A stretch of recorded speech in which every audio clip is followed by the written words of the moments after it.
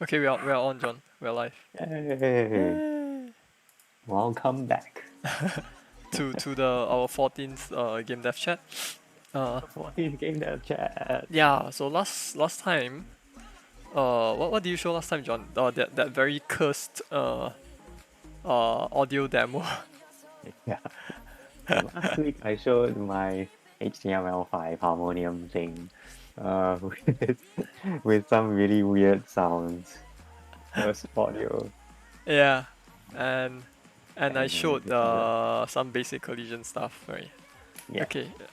Okay, but this time round, This you're time good. around, Uh-huh. this time around, it's time for something completely different from me at least, Yeah. because we don't want any more curse sounds. So. So this week we're doing, I'm going to show some Game Boy Advance programming. So I don't really have much to show. The past week has just been me looking at some documentation on the subject. So I found a couple of websites. One is this repository called Awesome Game Boy Advance Development on GitHub, and it has a whole bunch of links to a lot of good resources on Game Boy Advance development. Yeah. So one of the more interesting ones is this website called Game Boy Advance Architecture. It gives an analysis of what the motherboard looks like, or what kind of system components there are on the Game Boy Advance. Right. In fact, the Game Boy Advance runs on an ARM 7 TDMI processor at 16.78 megahertz. This is the Okay. main processor that we target when you're making Game Boy Advance games. It also includes a second processor called the Sharp LR35902, which Okay. apparently is the CPU found on the Game Boy and Game Boy Color. I'll be honest, I really have no frame of reference. Like I don't know too much about hardware itself. Like how does it compare against like our computer? How does it compare? Well, our computers today are running. We are mainly running x86 or x64 processors. Although the new Mac, the M1 Mac, is running on Right. ARM based processor. Okay. Anyway, and our processors run at don't know how many gigahertz, 1.7 gigahertz and above. Right, and here this is megahertz. Yeah, it's megahertz, 16 megahertz. Okay. Interesting thing is that it has two processors. Apparently, the ARM processor is for Game Boy Advance games, and the Sharp processor is for Game Boy and Game Boy Color games. I So didn't know that you can play Game Boy games on the GBA. only on the first iteration of Game Boy, right? The No. this one. This one and S. Eh? Can you run it on the SP? There's also another one like the Game Boy Advance Micro or something. Is it? Micro doesn't support the old cartridges. I think SP does, right? I cannot remember, but I know that this one for a fact plays the old Game Boy cartridges. Right. Which is why it has two Two chips, two processors. Yeah. two processors. Sorry, yeah. Chips processors. Chips. Chips can refer to a lot more other things. But anyway, yeah. So there's that. This article is pretty cool. It runs through all the different types of components on the hardware of the Game Boy Advance, including like things like toggle mode and whatever. Okay. Then there's another website, really good resource. It's called Tonk, TONC, and this resource is pretty much the black book to GBA development. GBA development. It runs through everything from the basics, setting up your dev environment. It's a bit outdated though. The last time this was updated was in 2013, and even then, actually, this whole guide was written back in I think 2006 or something like that. Right.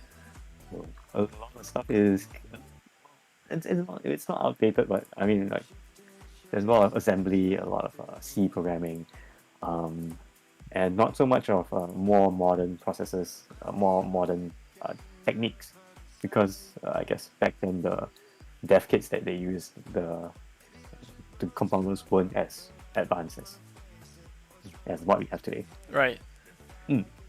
So Right. GBA development really means that you have to understand all of this low level stuff. Pretty much, pretty much. Because Oh. if you look at stuff like you're basically interacting directly with memory. Mm-hmm. Um, you're writing uh, to what they call registers. These are not your CPU registers, but more like uh, the Game Boy Advance has certain memory locations that you write to, and in the nomenclature, it's called registers. Okay. So you need to write directly to certain points in memory, certain short integers in memory to activate certain things. Ooh. Yeah. So like whether you want to run the GBA in display, run the GBA display in bitmap mode or in PAL-based mode, you need to sort of just set certain bits in memory Right. directly. Yeah. Right. Yeah. And this is unavoidable, whether it's you're using a modern language or an older compiler. Mm. This is still unavoidable. Right. Anyway, like so there's that. Apparently, that I found like there's this university course Okay. for A uni for course. Wow. yeah, it's computer systems and architecture, Okay. and the book they use is Code, the one that Oh, oops, the one that DigiPen used. yeah, Nice. Code. What do you call it? What's Code. the rest of the title? Code. I The forgot. hidden language of computer hardware and Ah, stuff right, like right, that. right, right. Yeah, yeah. I'm only halfway through that book. And this whole a bit of stuff on GBA programming as well Mm, that they use for this course at the University of Mary Washington. that's very cool. Yeah, that's cool. Imagine writing a Game Boy Advance game Yeah. for your Do you uni. think that they are doing GBA because it's kind of the legacy content, or is it that it will really help to let the students understand the architecture of I computers? think Yeah. I think there is some benefit to that, to understanding. It's not that it's legacy, but it's because that it lets you still need to do lots of low level stuff, Mm. but um, it's also a fun way of doing it because you actually get to see stuff appearing on screen, like graphics and stuff like that. Oh, so true. Right. Yeah. As opposed to, well, I guess another way would be Arduino programming and stuff, but you don't get so much more graphical. Like, you can run it on it. There aren't really like proper emulators, or at least emulators with the right components for you to run on your computer. Right. Whereas the GBA has pretty good emulators and stuff like that. I see. Mm. So I guess it's just a kind of a way to inject fun into this course. But anyway, there's that for this course. Right. Anyway, then I found another library that I'm currently using.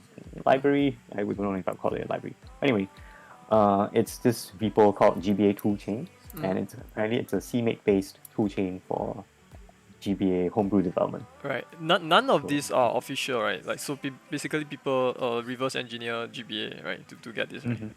It's crazy. Yeah. Yeah, Wow. so yeah, obviously you can't use the official stuff because it's all under NDA, and if you try to put it up, they'll probably try to come after you and take it Yeah. down. Right. Right. So yeah, a lot of this is reverse engineered stuff. And yeah, so the basically what I did the last week was setting up my toolchain, running through this website, this people downloading the new ARM embedded toolchain, and letting this letting this CMake based toolchain help me set everything up. Okay. So I have a very simple demo to show. Hey, Ta-da. an emulator. Okay, so what were you doing here? What I'm doing here is basically, let me just shift this to the side. Basically, I am setting the display mode. If you look at the code on the side, you see that I'm setting the display mode to mode 3. I'm using background number 2. So apparently mode 3 is bitmap mode as opposed to tile mode. So the GBA has different ways of rendering stuff on screen. Bitmap mode is good for beginners to just put stuff on screen. So basically bitmap mode just treats the 240 by 160 pixel screen as a pixel buffer. So you can plot pixels on screen. but it's not particularly fast. And in mode 3, you don't have double buffering. So basically, you only have one buffer to work with, and it's kind of slow for working with. Okay. So without Yeah, double buffering, what does that entail? Like you get tearing or stuff? you could get tearing. Oh. Right here, I have some code that does like a VSync kind of thing, so you don't really Oh. get tearing. Okay. But I'm only drawing like 4 pixels every. I'm only plotting at 4 pixels every frame. I see. And what frame are you running at? 60. Yeah, the Oh. GBA runs at 60 hertz. I see. I see. The GBA screen refresh at 60 hertz. So Right. yeah, and it's a 240 by 160 display, pixel display. Right. And yeah, so I'm just drawing this eye there. Oh, what does it mean by okay? So you mentioned what mode 3 is. What is background 2? So apparently, like there are different background layers, if you can call it that, on the GBA. And here I'm saying that I am enabling this this background buffer for display. Background If that buffer makes for. Say again. Yeah, Say again. it's basically a buffer. They call them backgrounds, but it's just buffers. It's just Because I buffer. guess in the other modes, in the tile based modes, you have like I think 3 background layers, and then you have your objects and your sprites, whatever. Right. Right. So that's like a separate Wait. layer. So is 2 the index to a buffer? Or like do you have like a lot of buffers or something? So you have like I think at most 3. At most 3. So 2 Or is means 4. that you're specifying the index. Or Yeah, like yeah. okay. You can think of it that way. Yes. Oh. I'm not too sure about the details yet. I'm still reading the documentation. Right. Yeah, if it's over here, I think that the Feels like it requires a lot of patience to yeah, work on this. it probably does. Maybe there's like a detailed bitmap mode. So maybe try to find the information. Guess who? Link with pink hair. So that's like the a link to the past. Yeah, Link with pink hair. Okay. I would like I to actually know don't. what the numbers in the pixel art mean. You see all the numbers? Oh, 196A. Not just numbers. Is what is it? Hexadecimal value or what? What is it? I A6. think. Right. I think this one you're talking about the image on the right, right? Yeah. Yeah, I think it's a palette mode as opposed to bitmap, 8 bits per pixel kind of. Okay. Everything. Rather, there are a few different ways of drawing images on the GBA. One way of specifying your bitmaps is you give each bitmap 16 bits. Apparently, the for red, green, and blue. So it's 5 bits for red, 5 bits for green, 5 bits for blue, and 1 unused bit. Oh. That's one way of specifying your bitmaps. The other way is to use a palette. So then you just need to use 8 bits per pixel, and your palette lives elsewhere. Then you can animate via just swapping palettes, right? Yeah, that's right. Oh, okay, that's cool. But when you draw your image out, you have to draw it with a palette, right? Right. So, How much control do you have like over this drawing? Can you have like one part of the screen be done in one mode, another part of the screen be done in another mode? Is it possible to do that? I'll still looking into that. That's a good question. I don't know. I don't think so. Don't think. I see. But I wouldn't be surprised anyway if you could. You're just like banging. You're just like throwing bits at the hardware, and then it will switch modes anywhere else. So maybe you can. Yeah. That's cool. So there are things like this table over here. Let me zoom in. So apparently, mode 3 is the bitmap mode where you get 240 by 160 Okay. screen This of buffering. is the most straightforward way of plotting graphics, right? Yeah. but Okay. it's also the one that's probably not very useful outside of beginner Not chip audio. useful meaning it's slowest, is it? Probably the slowest because you probably don't have enough processing power to or time to run through all 240 by 160 pixels to Right. refresh the screen. You can only Right. do like a bit at a time. Ah, okay, okay. But this one gives you 16 bits per pixel, so you can really just draw randomly colors on screen. But there's no double buffering, there's no page flip. We call them pages. Then there's mode 4, which gives you 8 bits per pixel, so it's a palette-based kind of image, and you get page flipping because there's enough memory for you to change between two different buffers. Right. And then there's like mode 5. I'm not sure what this is. Is that for the Game Boy? I don't know if it's 160 by 128 pixels. I'm not sure if that's for the Game Boy or not. Okay. Anyway, yeah, so that's that. It sounds like it's for the Game Boy, right? That particular resolution. Yeah, it sounds like it. Okay, okay. Yeah, so yeah, all I've done is basically set up my 2-chain and draw this little thing out. I used the 2-chains, some of the 2-chains helper functions, Right. and added a little bit more onto them. Yeah, so the person who came up with the 2-chain, his goal was to try to come up with a more modern kind of framework for developing for the GBA. Right. Modern how as you in what? see it. More accessible, more friendly? More modern C++. More modern C++. I see, I see. Yeah. Okay.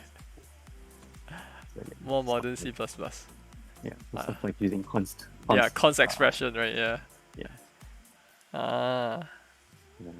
and trying to define like your color type. If it's 15 bits per pixel, this is how he defines the color type. So you have red ticks. He's using bit fields for the color type. So like red takes 5 bits, green takes 5 bits, blue takes 5 bits with 1 spare bit. Right. All in a 16 UN16T. Oh, I've forgotten my bit fields already. Like, how do you access red then from like an instance of RGB 15, right? How would you use it? Just dot red. Just dot red. Oh, okay. That's cool. That's straightforward. Yeah. Yeah, and then he has like this template function to do this at compile time as well. Nice. Yeah. So as in like, so if you need a constant color that you define at compile time, you can actually just rely on this because it's a const expr function, so Okay. it can probably give you a compile time constant. Of course, this also works if you're doing like me, you're generating the colors on the fly. You don't really need a function. You just call the constructor directly. Right. Constructor Right. directly Right. back to it. Yeah. That's cool. Mm-hmm. Can we see an example of like the that helper function getting used, the template one? Like, Template one. yeah. You say Yeah. it will be what the value will be resolved at compile time, is it? Yeah. So it'll be like RGB 15 : what was it again? Make. Oh yeah, you'd be make, and then Then do that. Is it? Oh, okay. yeah, it'll be like 31, like that. Oh. Okay, okay. That's cool. Yeah, and then I'll run make build, and Now you get some gray colors everywhere. 31 would be full white. 31. Oh, they are full white. I see. Yeah, 5 bits per color Ah, right. per channel. Okay. Cool, man. Now the high is completely white. Yeah, that's very cool. That's very cool. What's next for you? What's next? Actually get started working on maybe I'll port something that we have from before onto the GBA. What do we have? Standoff? Standoff or Metalius or something. Metalius. Metalius seems Yeah. like the easiest one to. Well, I mean, I wouldn't say easiest, but among the stuff that we have, Metalius probably is the one that's more straightforward, right? Yeah, yeah. Hmm, that's cool. I wonder, for something as small as Metalius and standoff, right? If you still have to worry about optimization. Probably not so much of optimization, but how to put the stuff into the memory. Because defining the bitmaps and all that, you need to break down. If I'm going to use tile mode, you need to break down the images into tiles, and yeah. And Also, do you have render to them specify the across. tile size and then give Oh uh, yeah, uh, like then define maybe an array of indices, right? That tells mhm. the program that specify how the game will be rendered. Is that how it works? Yeah, I think so. Apparently, there are a few different tile sizes. So the tile sizes are fixed. It's all square tiles, and Ah, it's all there's 8 by 8, 16 by 16, 32 by 32 oh, tiles. so I you think. cannot specify your own size. Yeah, it's not like 24 by 24. No, Right, right. as far as I know. So it's all what the power of two. Yeah, I think so.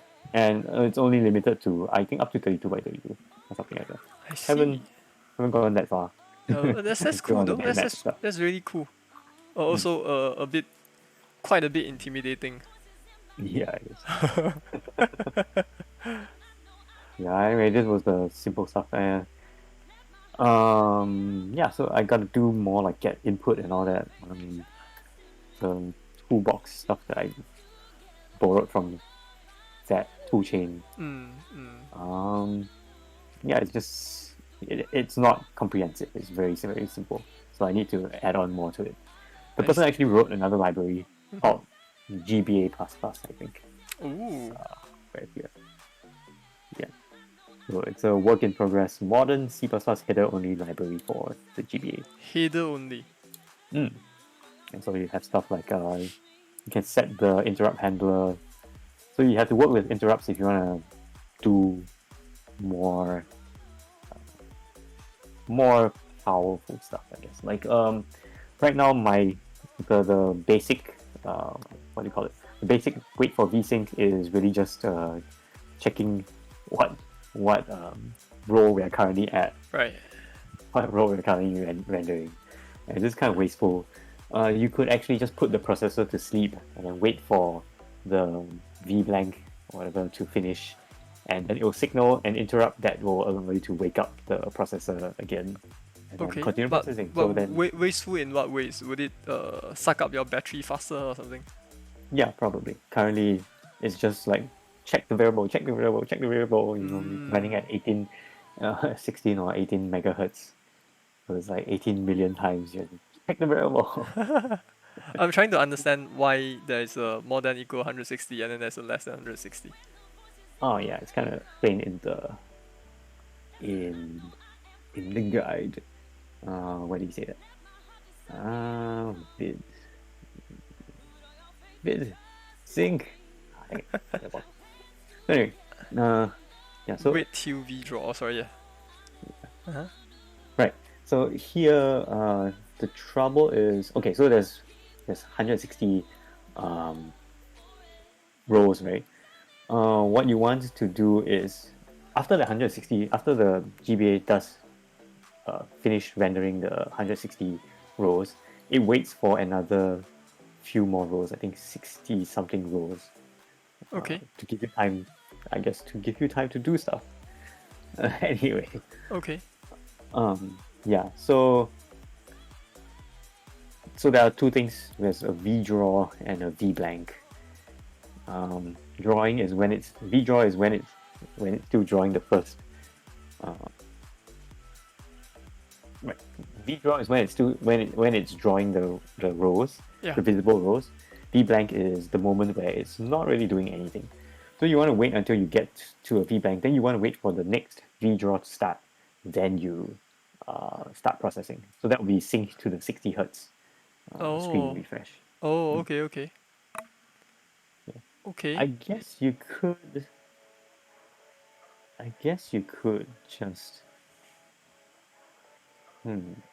if you don't wait for the V-draw, could you just keep on going? Does that give you like more free time to do stuff? What do you think? I have no idea, man. I'm still trying to make sense of this. This is all very. There's a lot to take in, I think. And I'm also not the. I am not the. I'm not used to looking at like such low level stuff. Here in this case, the V count is mainly which row you're currently drawing. Okay. Yeah, so you have 160 rows, but there's also another 68 more rows that it kind of processes that will not be drawn. So it's like the V Yeah. blank. So type. here in my mind, I'm thinking, like when exactly does rec v count updates? You know. Oh, Yeah.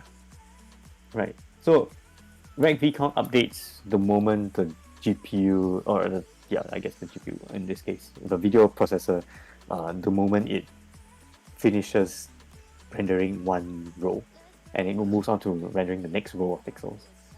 Okay. So the moment it jumps to the next row, this V count is updated at this memory location. Oh. Which is why this is a type def, but it stands for volatile UIN16T. Okay. Which is to say that its value can change anytime, is it? Yeah, that's why it has to be defined as volatile. Because the processor can modify this variable at any time. So you don't want any optimizations to kick in you don't want the compiler to kick in any optimizations that might just completely just remove this whole loop. Right. Understood. Cool. Yeah. Okay. Cool, man. Pretty much all I have. Yeah, there's a lot to take in. Yeah, I think it's pretty cool. Next week I'll probably try to get some basic input demo up. Just maybe you should just make Pong first. Or yeah, Pong. Is it possible? No. No. I'll do my Tetris thing. Serious? A really terrible version of the Game Boy Tetris. I mean, since I already have the Tetris code and I got it running on the Arduino, Oh, that is true. yeah, I think I can just bring it over to this one. That is true. Yeah. Cool. I look forward to it. And that's it from me. Okay. Okay, I guess that's my turn. I don't really have a lot. But I will just show you anyways. Anyways. Hang on. Just a moment.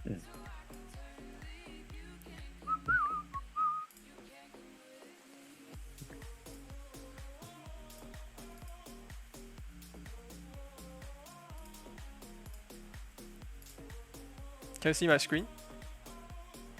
Yep. Yep. Okay.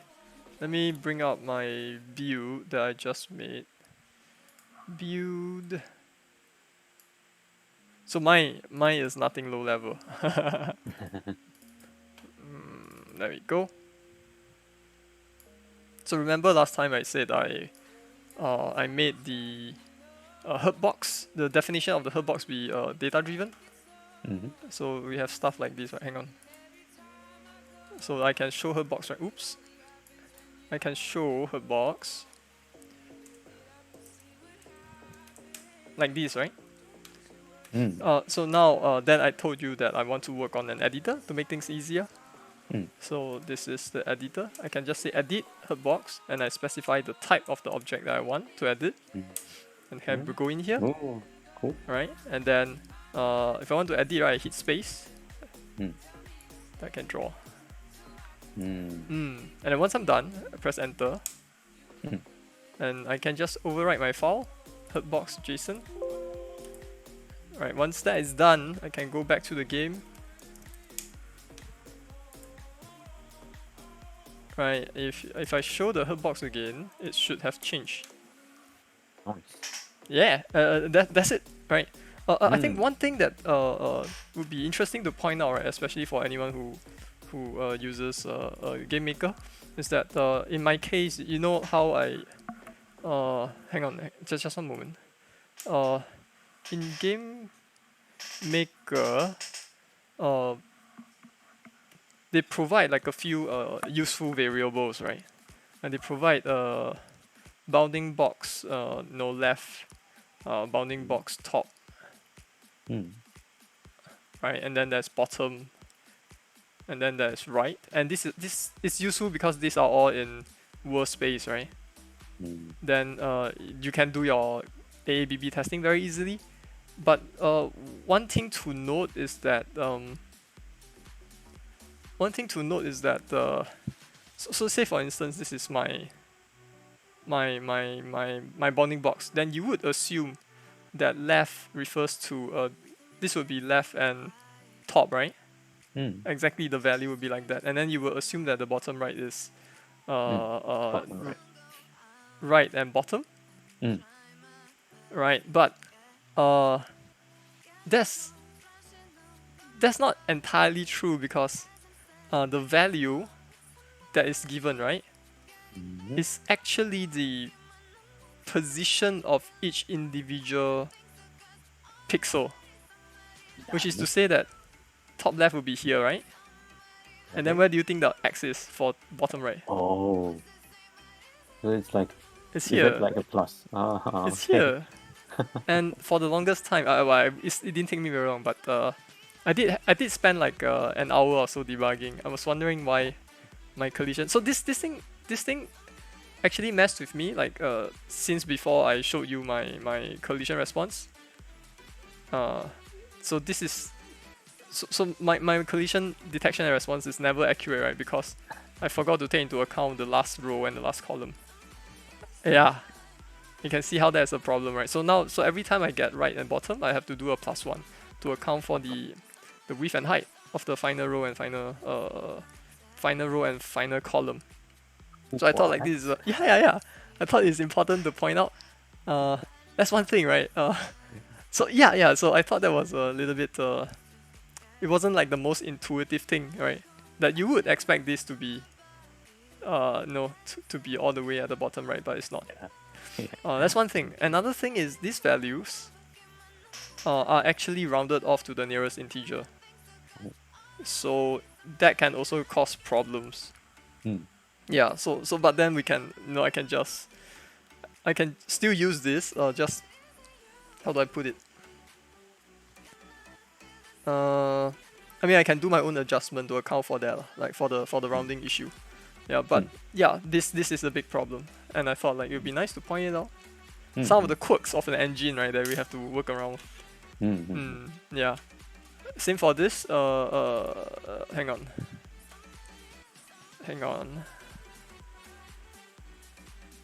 Yeah, but that's for the sprites. As for this, right, these are my own.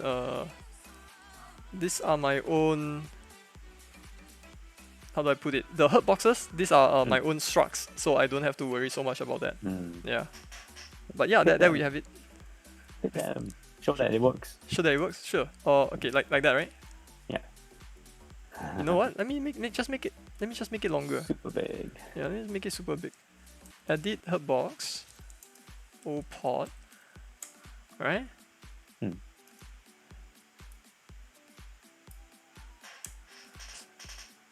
Screwing the game over. Woo! Right, and then go to game. And something like that. Okay, then I put a player here. Let's just show the Hurtbox. Okay. Watch me. I couldn't hit the one at the bottom. Hang on. There we go. That's it. That's what I've done for Project Dungeon. Right. I still have the other one. Hang on, let me show you. The other one is more of level design. So let me run it. Wait, let me close this. There you go, Jump Jaboa. Let me show you this one. You notice something? So I thought it'd be cool. Jump. Yeah, they can jump. Yeah, I thought it'd be cool, right? If the mechanics that I add in can affect other mechanics. Yeah. Yeah. That's really nice. Yeah, so there may be some kind of a how do I put it? That bring forth more kinds of different like permutations, right? Like the ways I Yeah. can make use of different mechanics for our level Yeah, design. yeah, Yeah, so this is one. Let me just try to avoid them. It looks a bit intimidating, right, with them bouncing around like yeah. that. Yeah. Yeah. This one I think, have I shown you this before? Uh, No, right? not this particular level. Yeah, No. yeah, yeah. Okay, so I show you. So this one, they will come after you, right? You have to choose the right time to jump. Oh no, I missed out my whole thing. Hang on. Okay, there's another one. This one. How do you think? I Will mean, they collect the keys? Don't tell me they'll collect the they will keys. not. They will not collect the keys, but each time you jump, Oh, they'll drop one they will level. drop by one level. So you know this will happen, right? And then you'll be like, this will happen. Okay, hang on. Oops. So if you do 3 jumps, that means you end up having to dodge 4 of them. Yeah. Yeah. So if you do this 1, 2, right? Oh. Then you run into trouble. But the idea is for this you have to think a bit before you play. Okay. And that's it for the new levels featuring the enemies and the springs. I'm actually working on one more. I want to get the enemy to be able to use the portal, which is why at first you see this. But I ran into a bug where they start to disappear one by one. You see, there was a total of 9 at first, right? Oh. Now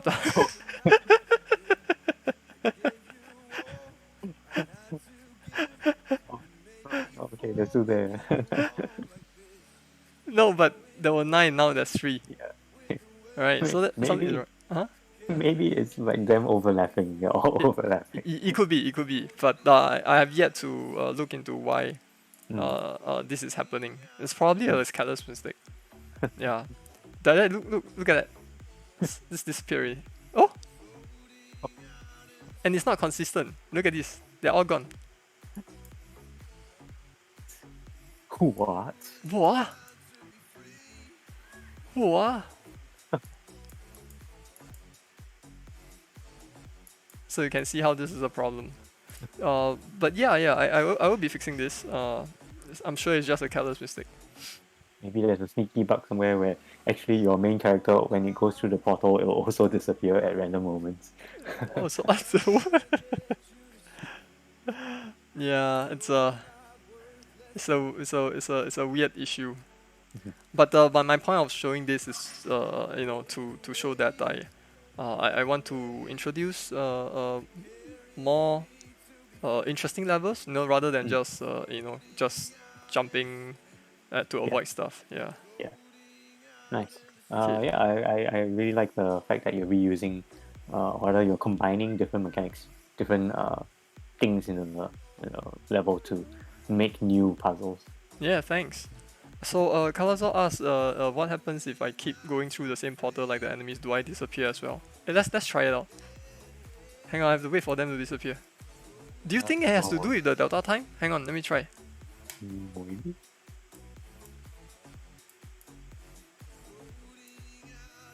Oh, they're gone. No, but I kept my delta time though. Did I kept it wrong? Ah! I kept my delta time to be the lowest it can get is 40 FPS. I don't know. I might have to look into that. No, change the delta time. Okay, hang on. Mess with the delta time.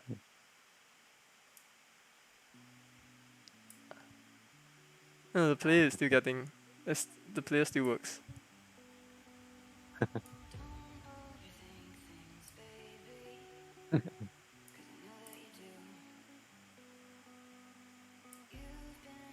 The player refused to disappear. I think it might be something else. I think it's something else, yeah. Okay, I'll have to look into that. So that's what I have, right? Some levels featuring combinations of different mechanics, as well as the Hurtbox editor. Yeah. So what's next for me would be, of course, obviously I want to keep making more levels for this, right? Because I think this one, it's possible for me to release like sometime early next year. Yeah. For this one, I do intend to maybe improve the graphics a little, right? The more I look at it, the more plain it seems to be. So I want to improve upon the graphics. As for Project Dungeon, again, I still have one more week of classes, so I'm not quite sure how much time I can put into for Project Dungeon, at least for next week. But I would want to. So there's two things I want to do, right? One is to add an enemy. The other is I want to fix the multiple collision issue. Do you still remember that one? The multiple collision. Hang on. Pushing one box against another, pushing one pot against another pot and against the wall. Yeah. The jittery issue. Like, hang on. I mean, previously I said the way I fix it is just to loop it until there's no more collision, right? But obviously that is not scalable, right? Hang on, let me just. Oops. Let me run my. Computer lagging. Sorry. Oh, your computer was lagging, so I didn't hear anything except for previously your solution was to loop it. Oh yeah, I guess my computer was lagging. Yes. My previously the solution was to loop it until there was no more collision, but that is not scalable, right? It's not a scalable solution. In any case, now I set it to be like a maximum of 20 iterations. So it seems like for this is fine, right? But if I add another pot, you can start to see that it starts to break apart, right? Yeah. So I was thinking like there may be a few different solutions. One would be sorting them, right, in certain orders. But then how do I write the rules for sorting? Since there can be so many different kind of scenario. Yeah. Yeah. How would you do it, John? I wonder. You I wonder if the way some physics engines do it is to, like, if two things are in contact with each other, they get turned into one single thing. So a composite. A collider. composite. Okay. And especially since your object isn't going to rotate or anything. I wonder if that will help. I wonder how that will work also. I haven't used any physics engines at all, so. Yeah, but I guess this is something worth thinking about, right? It's possible that I can do a scan through and then identify all the clusters, right? But then, in what directions should I sort them? That's also an issue, right? Like, if I have one, how do I put it? If in each clusters, right, if there is a static object, like a wall, right, then it makes sense to sort them, like sort them by their distance from the wall. So you resolve the one closest to the wall first, and then you keep pushing outwards, right? And then that means you just need to do one iteration in that list, and then you basically fix all of the collision. You resolve all of the collision already, right? That makes sense, right? But then what happens if there are two walls? That how do you resolve that? Yeah, I'm not sure. Yeah, I'll think about it. So that's one thing I want to work on. Another is the dummy enemy, but I think I'll leave dummy enemy to the term break, which is after next week. Right, the week after next, I will have a lot more time. And that's it for me. Cool. And I'll look forward to your thing. What's that? Yeah. I really like your Jump Jaboa. You like Jump Jaboa? Yeah. Thank you. Thank you. And in terms of like the vibes it gives me, I in my mind I keep comparing it to Box Boy in terms of how, you've seen me play Box Boy before, right? Yes. The Nintendo 3DS. The puzzle platformer. Yeah, the puzzle platform. And I spiritually, or in terms of the vibe it gives me, is like simple graphics, very simple mechanics, but they all kind of add on together. The later levels give you like mechanics working together to give you even more intricate puzzles or more interesting puzzles. And that's something that really I enjoy playing. Right. So do you play the sequel? Yeah, I think I bought Box Boy and Box Girl. Box Boy and Box Girl, right. Yeah, I think I bought that. Nice. No, I haven't played. played Box 1 and Box 2 yet. Oh wait, no, I think I did, but whatever. Cool. Okay, so I hope to show you more levels then, and at some point I hope to be able to show you the gameplay of Project Dungeon. We'll see how this one goes. I don't care about Project Dungeon. No, Project Dungeon. I Oh, spent so much of my effort on it, man. show me more Cham Jaboa. So you want Jumbo? No. Okay. Okay. So that's it. And I'll look forward to your Tetris. Game Boy Tetris. Ghetto Tetris. Yeah. Shall we call it? Okay. Then. I'll rest. I think my nose is still killing me. Okay. Okay. Thanks everyone for hanging out. We'll end it here. We'll continue our little discussion next Sunday. Yep. Thank you. So long, farewell. So long, farewell. Wiedersehen, goodbye. Okay, I'm muting us.